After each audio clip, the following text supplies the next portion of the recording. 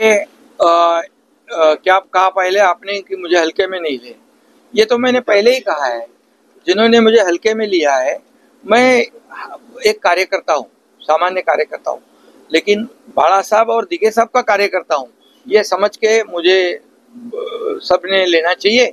और इसलिए जब हल्के में लिया तो 2022 में टांगा पलटी कर दिया, सरकार को बदल दिया, आम लोगों के मन की सरकार को हमने लाया वहां पर। और डबल इंजन की जो लोग चाहते थे, डबल इंजन की सरकार चली।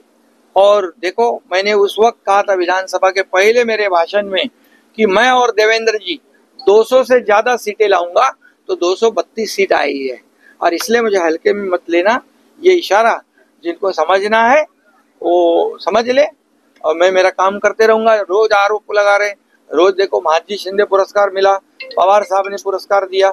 एक मराठी माणूस को एक पुरस्कार देता है जो महापराक्रमी महादजी शिंदे, ये बहुत बड़े योद्धा थे, उनके नाम से महादजी शिंदे राष्ट्र गौरव पुरस्कार मेरे जैसे कार्यकर्ताओं को दिया गया। उस पर भी कितनी जलन हो गई, कितने जलोगे, एक दिन तो जलकर खाक हो जाओगे। और इसलिए मैं कहता हूँ कि उस वक्त पवार साहब का भी अपमान किया, जिन्होंने उनको मुख्यमंत्री बनाया था, उनका भी अपमान किया। साहित्यिक लोगों को दलाल कहा, उनका भी अपमान किया। महादजी शिंदे जी, उनके वंशजों का भी अपमान किया। मेरा तो अपमान छोड़ो। और उसमें अमित शाह जी का भी नाम जोड़ा गया, बोले ये पुरस्कार अमित शाह जी को है। क्यों, क्या ये सब चल रहा है? कभी तो सुधरेंगे कि नहीं? और इसलिए मैं अभी भी कहता हूँ, देखो, मुझे कितने भी आरोप लगाओ, कितनी भी गालियां दो, लेकिन जब तक ये पूरी जनता महाराष्ट्र के हमारे साथ है, तब तक मुझे कोई चिंता नहीं है। नरेंद्र महाराज विधानसभा कोई आया नहीं है अभी हमारे विधानसभा निवडणुकीत लाडकी बहीण योजनेचा इम्पॅक्ट नव्हता, साधू संत आणि संघाचे लोक घरोघरी सगळ्यांचा इम्पॅक्ट सगळ्यांचा होता। लाडकी बहीण, लाडके शेतकरी, लाडके तरुण, लाडके ज्येष्ठ, साधू संत, राष्ट्रीय स्वयंसेवक संघ, सगळ्या लोकांनी काम केलं, साधू संतांनी केलं। आणि त्यामध्ये नरेंद्र महाराजांचं देखील मोठं एक अधिष्ठान आहे, त्यांचे लोक देखील आमच्या महायुतीच्या पाठीशी होते, महायुतीला त्यांनी देखील सहकार्य सर, सुरेश दस ने आरोप लगाया है कि धनंजय मुंडे अमित शाह काही महायुतीची बैठक वगैरे होणार? बैठक आहे उद्या, वेस्टर्न झोनल जी कमिटी आहे काउन्सिल, त्याची बैठक आहे। सर, सुरेश दस ने आरोप लगाया है कि धनंजय मुंडे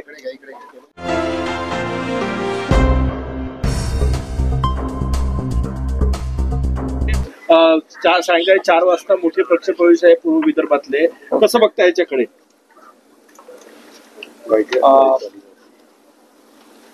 आज विदर्भ दौऱ्यावर आपल्या इथल्या पदाधिकारी कार्यकर्त्यांनी मेळावा आयोजित केलाय, त्याला मी जातोय। खरं म्हणजे निवडणुकीत मी इकडे प्रचाराला आलो होतो आणि तेव्हा मी सांगितलं होतं की आमच्या उमेदवारांना महायुतीच्या निवडून द्या, आणि मग निवडून आल्यावर गुलाल उधळायला आणि आपले आभार मानायला मी येईन। त्याप्रमाणे या जनतेचे आभार मानण्यासाठी मी इकडे आलेलो आहे। खरं या सर्व महाराष्ट्रातल्या तमाम जनतेने महायुतीला लँडस्लाइड मॅन्डेट दिलं, काम करणाऱ्या लोकांना सत्ता दिली, आणि त्यामुळे आणखी आमची जबाबदारी वाढलेली आहे, म्हणून आता त्यांचे आभार मानायला मी पंतप्रधान कार्यालयानं घेतलेली आहे आणि मुख्य सचिवांना निर्देश दिलेला आहे। बिलकुल, यामध्ये मी स्वतः लक्ष घालीन आणि मुंबईच्या महापालिका आयुक्तांशी देखील मी स्वतः बोललोय आणि त्यांना या संदर्भात गांभीर्याने घेण्याच्या सूचना दिलेल्या आहेत। तुम्हाला धमकी आल्यानंतर श्वेता महाले यांना सुद्धा धमकी आलेली आहे, कसं बघता एकूणच याच्याकडे? खरं म्हणजे धमक्या या मला यापूर्वी देखील अनेक वेळा आल्या होत्या। म्हणजे अगदी मी जेव्हा शाखा प्रमुख होतो तेव्हा आमचे आनंद दिघे साहेब होते, त्यावेळेस देखील लेडीज बार बंद केले त्या काळात। त्यावेळेस देखील खूप धमक्या आल्या, ठार मारण्याच्या धमक्या आल्या आणि अनेक प्रयत्नही झाले, परंतु मी कधी घाबरलो नाही। गडचिरोलीचा मी पालकमंत्री होतो त्यावेळेस देखील नक्षलवाद्यांनी देखील मला धमक्या दिल्या, परंतु त्यांच्या धमक्यांना मी कधीच भीक घातली नाही आणि आपल्या गडचिरोलीच्या पोलिसांनी अतिशय चांगलं काम केलं नक्षलवाद संपवण्यासाठी। त्याचबरोबर गडचिरोलीमध्ये पहिला प्रकल्प सुरू करण्याचं काम या ठिकाणी मी केलं सुरजागडमध्ये आणि त्यामुळे नक्कीच आता तिथल्या हाताला काम मिळतोय आणि गडचिरोली देखील आपण बघताय की नक्षलवाद जवळपास संपुष्टात आलाय आणि केंद्रीय गृहमंत्री अमित शाह साहेबांनी देखील सांगितले 2026 पर्यंत आपला देश नक्षलमुक्त करायचा. आता स्वतः मुख्यमंत्री गडचिरोली बघतायत, ते पालकमंत्री आहेत आणि म्हणून अशा अनेक वेळा मला धमक्या आल्या, पण या अशा धमक्यांना मी कधी घातली नाही, धमक्यांना मी कधी घाबरलो नाही, घाबरणारही नाही. दहावीचा पेपर होता, 10वीचा पेपर फुटलेला आहे, काय सांगाल?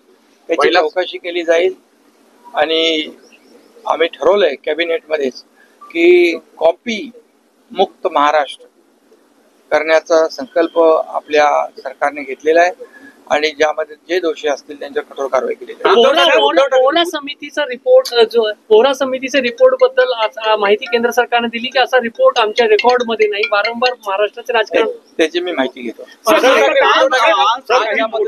नगराध्यक्ष काही नगरसेवक या ठिकाणी नागपुरात प्रवेश करतायत, तुमचे होर्डिंग ते धक्का लागले, नेमके कोणाकोणाला धक्के देणार आहे विदर्भात? जपानचा याला संदर्भ आहे, जपानचा संदर्भ आहे. ज्या पद्धतीने रोज येत आहेत, धक्का देत आहेत. जपान झालाय उद्धव ठाकरेंचं म्हणणं आहे. हिरोशिमाचा बॉम्ब तुम्ही टाकला होता, उद्धव ठाकरे म्हणतायत जपान त्यांचा झाला, त्यांच्या रोज भूकंपात धक्के बसतायत. त्यामुळे तुमचा बॉम्ब तुम्हाला धक्का देणार, तुम्ही दिसणार पण नाही असं उद्धव ठाकरे म्हणाले. कसं आहे याच्यामध्ये काही लोक म्हणाले धक्का पुरुष झाले. खरं म्हणजे त्यांना या विधानसभेच्या निवडणुकीमध्ये लोकांनी मजबूत धक्का देऊन कायमचं घरी बसवलेलं आहे.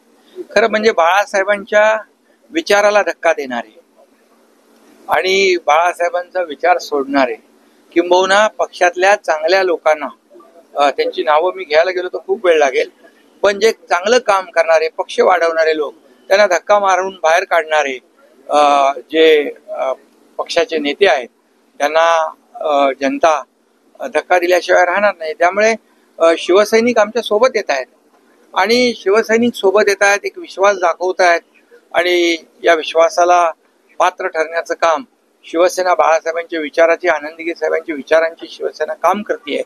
आणि म्हणून एक शेअर बाजाराचं तुम्हाला मी सांगतो, शेअर बाजारमध्ये ज्या कंपनीचे शेअर त्याचे क्रेडिबिलिटी असते आणि विश्वास असतो ते शेअर लोक खरेदी करतात. किती बाजारामध्ये उलटापालट झाली तरी ते शेअर खालीवर होत नाहीत, असे आमची शिवसेना आहे. आणि त्यामुळे या शिवसेनेवर लोक विश्वास ठेवतात. खरं म्हणजे काम करणारी शिवसेना, बाळासाहेबांचे विचार पुढे घेऊन जाणारी शिवसेना, आनंद दिघे साहेबांचे विचार पुढे घेऊन जाणारी शिवसेना आणि विकासाला प्राधान्य देणारी शिवसेना. म्हणून 2.5 वर्ष मी जे काम केलं, महायुती, मी, देवेंद्रजी, अजितदादा, एक टीम बनवून काम आम्ही केलं आणि त्याचा परिपाक जो आहे या विधानसभेत दिसतोय. पालकमंत्री लवकरच सुटेल तिढा. नरेंद्र महाराज म्हणाले लाडकी बहीण योजनेचा विधानसभा निवडणुकीत इम्पॅक्ट नव्हता, तर साधू संतांनी संघाची लोक घरोघरी गेले त्याचा इम्पॅक्ट होता. म्हणतात सर नाईक म्हटले की मोफत सवलती दिल्यामुळे एसटी तोट्यात जाते. लाडक्या मुख्यमंत्री माझी लाडकी बहीण योजना बंद होणार नाही, बंद होणार नाही. त्याचबरोबर एसटी मध्ये लाडक्या बहिणींना, महिलांना 50% सवलत दिलेली, ती सवलत बंद होणार नाही, बंद होणार नाही. नरेंद्र महाराज म्हणाले